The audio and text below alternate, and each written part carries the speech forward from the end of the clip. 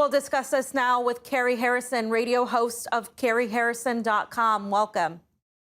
Welcome. Thank you. Or welcome to me. Thank you. So were you surprised to see countries like Ukraine and the U.S., as well as Germany and Italy, among those who objected to this landmark resolution?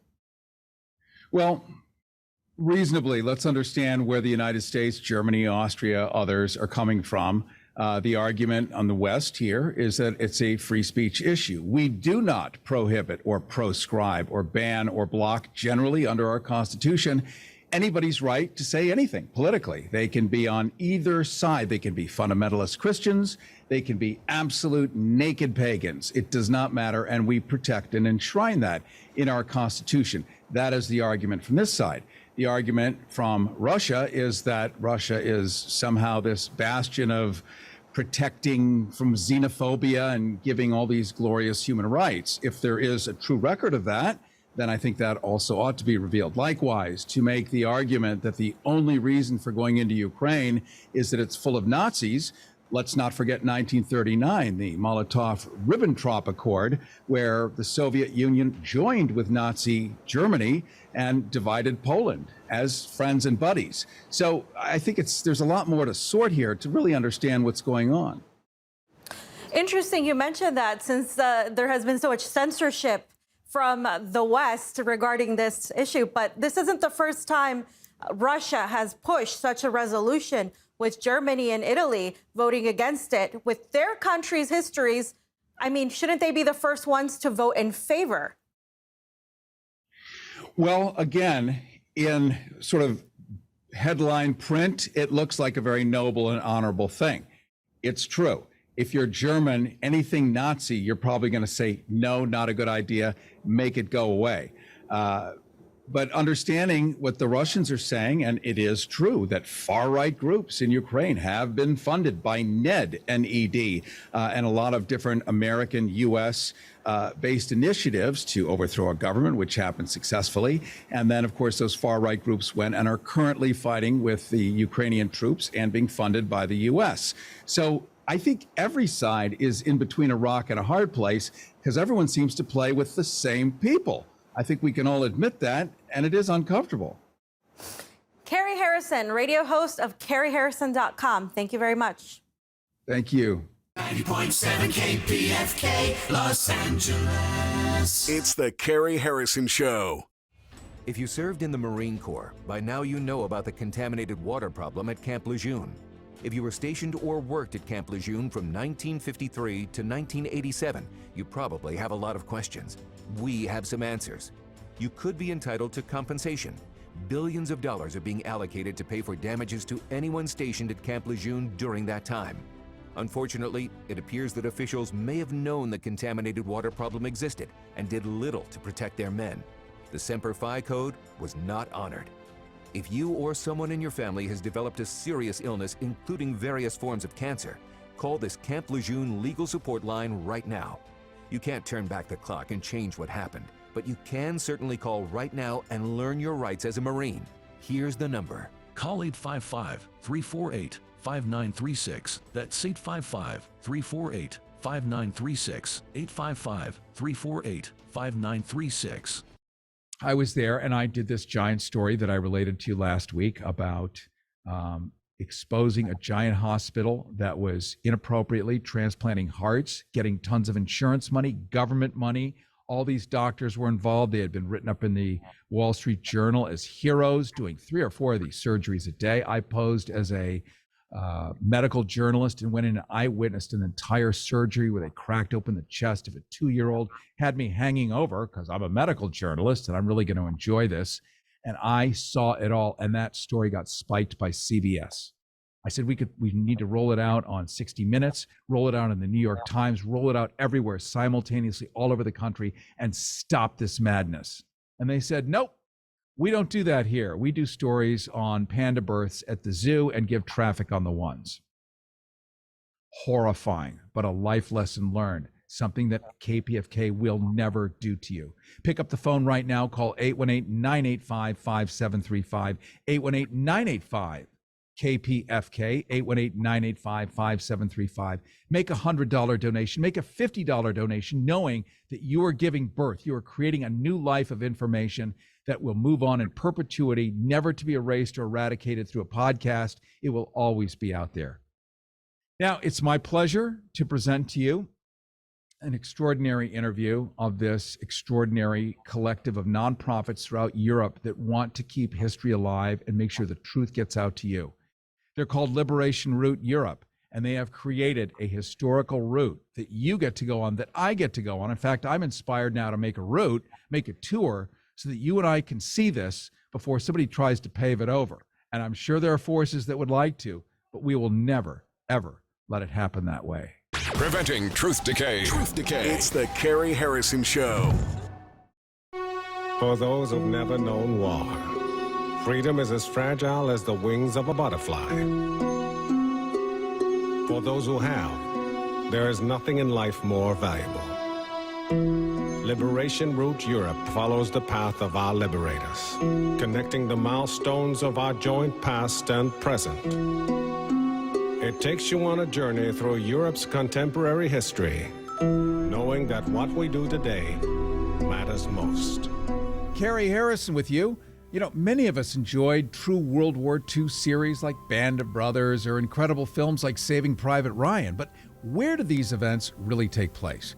Well, a European nonprofit collective called Liberation Route Europe has created an entire sustainable route for all of us to see with our own eyes.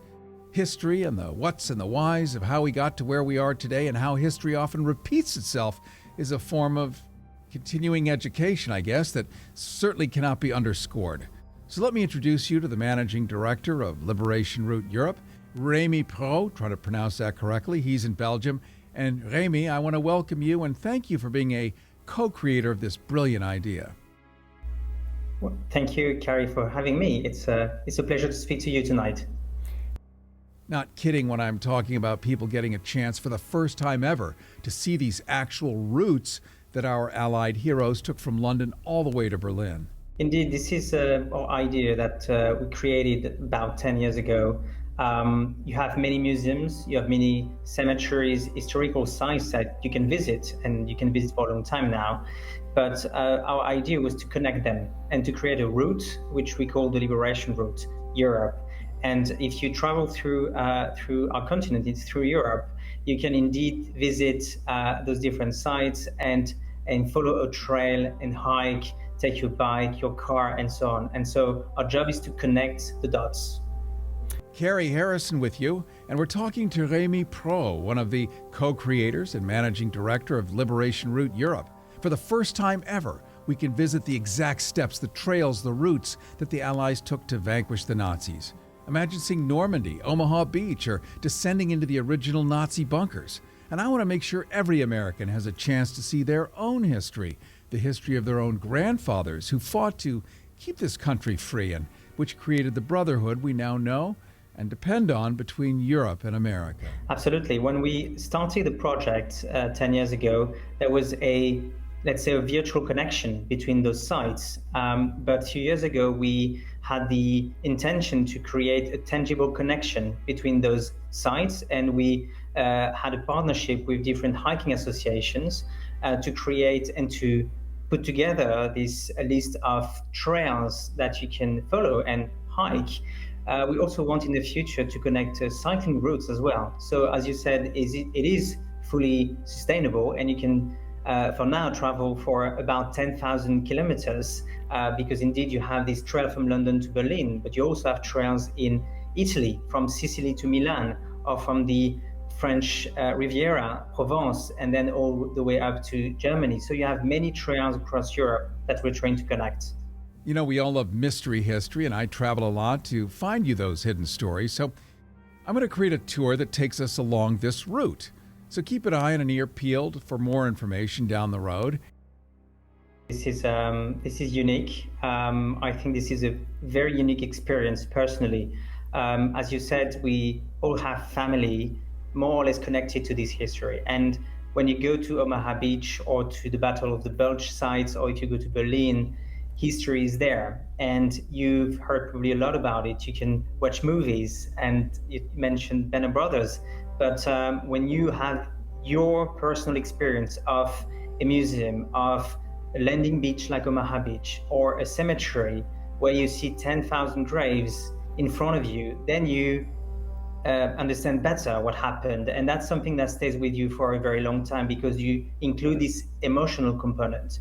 And then you have the history of your country, or the history of your continent, as we speak as Europeans. And then you understand better, reading about those different perspectives and seeing them in museums, that history is not black and white. History is complicated, and what we want to do is to show that complexity, show those different perspectives, so people have a better understanding of what happened 76 years ago and what it means for today. Because behind it, you have a very strong message of peace, of reconciliation, of freedom, that we should always care about and defend. You know, last summer I was in Berlin for the inauguration of Liberation Route Europe and spoke with the few surviving soldiers who were part of the actual liberation. So here we are in Berlin, Germany. Is this the first time you've been back since World War II? Yes, it is. And what did you expect when you knew you were coming back to Berlin? I was very anxious. I didn't know what to expect, because my memories that stood with me for so many years were not pleasant ones, because I participated in World War II. But anyway, I was in a good outfit. We had to do what we had to do, and we did it. So, and after the Battle of the Bulge, I'm going through it, pretty fast, but it was tough. And we ended up at the Ruhr River in December when the Battle of the Bulge ended, and on Christmas Eve, we were firing. See, the bridges were out, so they had to build bridges for it. So we were firing our guns, artillery. We had a toad mount about like that, and we had to fire them with artillery to protect them, which we did. And on Christmas Eve, we got an order to stop firing, and they stopped too. The Germans did? Yeah. And they started to play Christmas carols. This was one of the greatest moments of my combat, because we were just sitting there silently, and I was looking at Christmas cards and thinking about home, and they started to play Silent Night, Holy Night. Yeah, man, I was singing right along with them, and so was the guys, And I mean, I didn't hate my enemy.